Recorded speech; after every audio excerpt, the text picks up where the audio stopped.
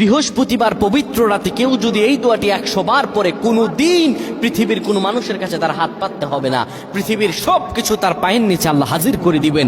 দারিদ্রতা থেকে মুক্তি দান করবেন, বিপদ আপদ থেকে মুক্তি দান করবেন, তার সম্মানকে সুউচ্চতা দান করবেন, অসুস্থতা থেকে দূরে রাখবেন। আল্লাহর অশেষ দয়া ও রহম তাকে দান করে দিবেন। সুবহানাল্লাহ। বৃহস্পতিবার রাত এটি গুরুত্বপূর্ণ রাত। এই রাত সপ্তাহে একদিন আসে।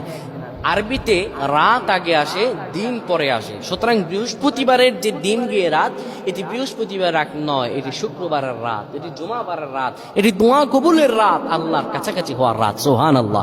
এই বৃহস্পতিবার রাত আল্লাহ তাআলা বান্দার দোয়া কবুল করেন।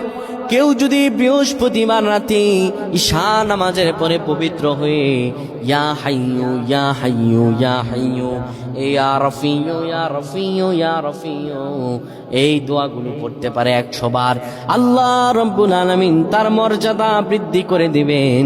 তার জীবনটাকে আমার আল্লাহ সুন্দরভাবে সাজিয়ে দিবেন।